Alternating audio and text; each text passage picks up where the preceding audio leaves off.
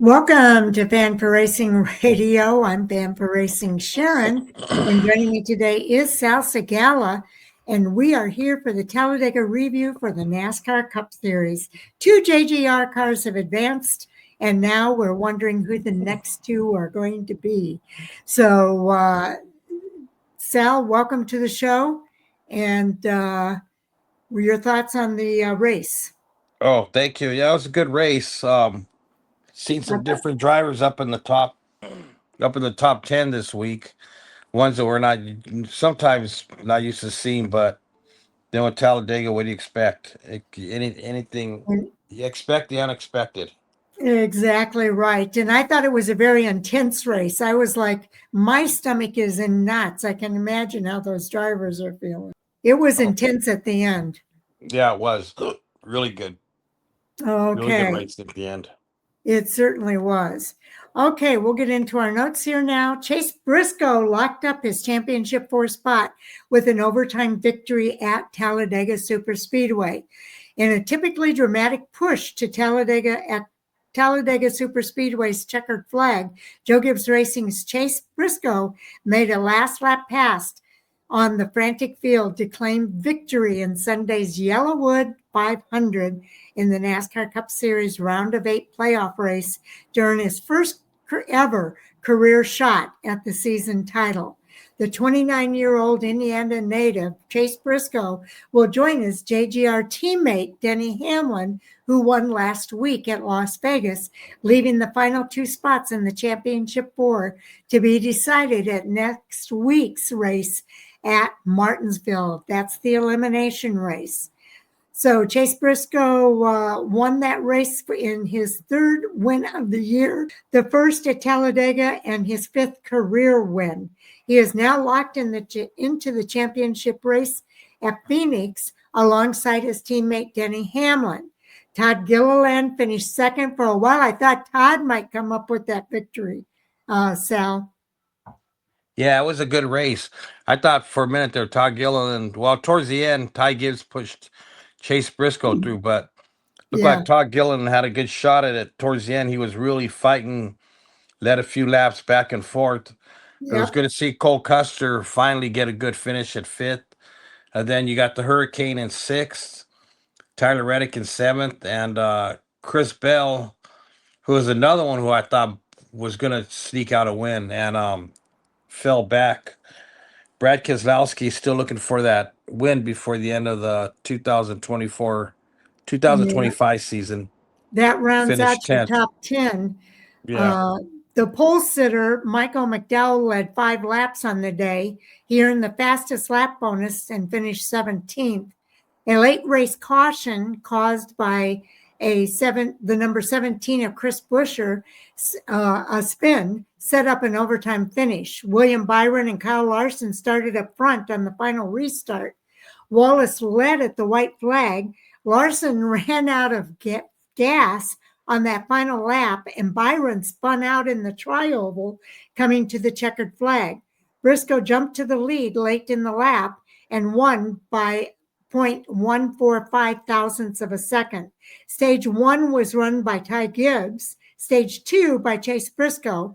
There were 77 lead changes among 27 drivers, 6 cautions for 28 yellow flag laps, and the average speed of the race was 149.178 miles per hour. So that fastest lap bonus went to the 71, and that was, let me check the drive, that was Michael McDowell on lap 119 at 48.704. The race was actually 3 hours, 26 minutes, and 29 seconds.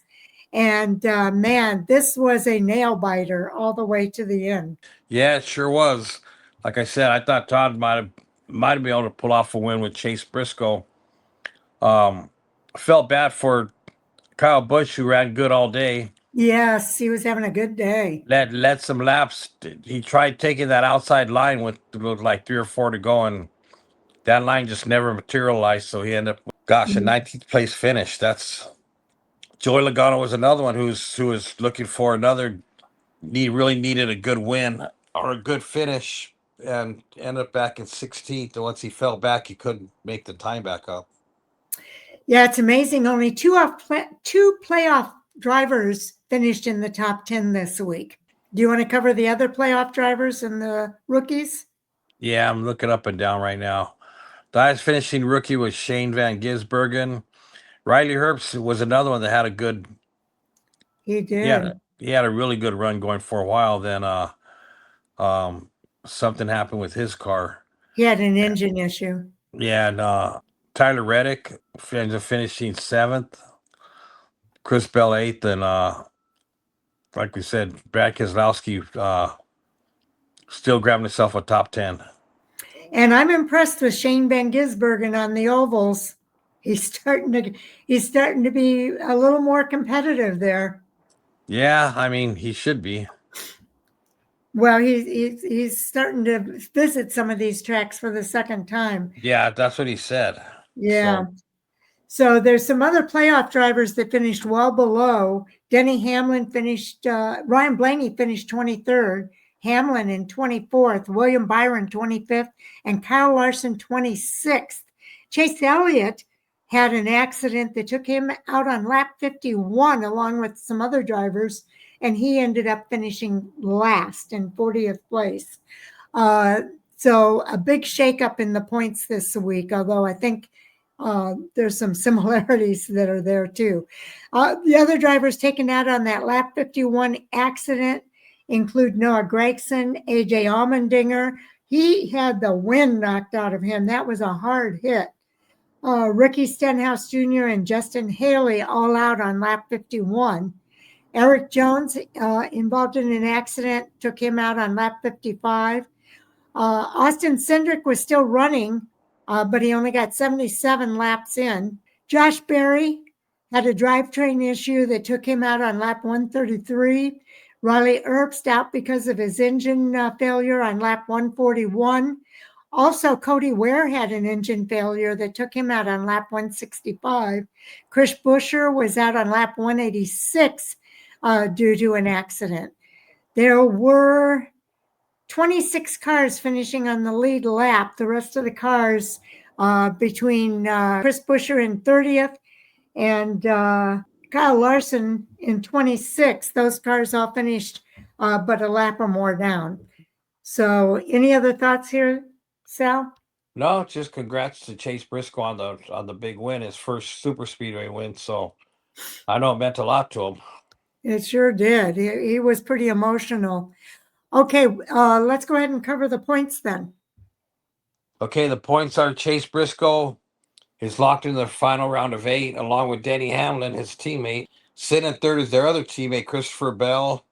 4th is Kyle Larson. 5th is William Byron. 6th is Joey Logano.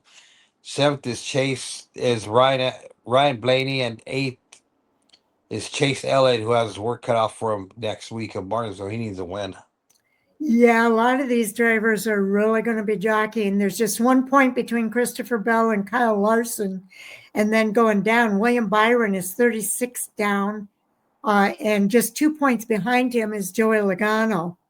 Ryan Blaney's not that far back either. Just 9 points behind Joey Logano is Ryan Blaney. But you're right, Chase Elliott has the worst situation. But I did hear them say on the broadcast, all 4 of those drivers have won. The 4 drivers that are below the cut line have all won at Martinsville. So I think it's going to be a nail biter at Martinsville as well. Yeah, I think so too. I think see how these chase drivers see how they end up. It's going to be interesting. Yes. And it's so tough to make any kind of predictions for these races. I think this is the best round of 8 drivers that we've ever had in the playoffs, Sal. Yeah, I mean, any one of them are capable of winning in yeah, any of these races. yeah, that's true. Chase and Danny don't really need to worry about it. Yeah, they're good for Phoenix at this point. Yeah, they're already locked in. So okay, let's talk about now watching for more. Sal and I have finished all of our reviews. I'll get those posted sometime this afternoon, this evening. And then later on tonight at 10 o'clock Eastern time, Jay, Chris, and I will be back to talk about the hottest topics from the weekend of racing. That's going to be interesting.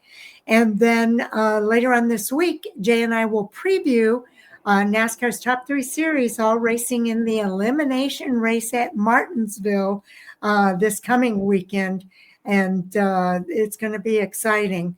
And then Taz and I on Friday will put out our fantasy report for your fantasy picks for the NASCAR Cup Series. So it's going to be a lot of fun watching the races at Martinsville this weekend. I like when they're all synced up like they are now at Talladega and Martinsville and Phoenix. And then at Phoenix, the ARCA West will join NASCAR's top 3 series for their season finale as well. Yeah, it's going to be an interesting week for racing coming up the next 2 weeks leading up to the championship race. It is indeed. So thank you, everybody, for tuning in. We have a lot of fun doing these. We hope you have a lot of fun listening. And don't be shy about leaving a comment or two in our comment section, as we'd love to hear from you. So with that, Sal? Thanks, everybody. Yeah, thanks, everybody, for listening. And we'll see you all next week. Have a safe weekend and have fun. Good night.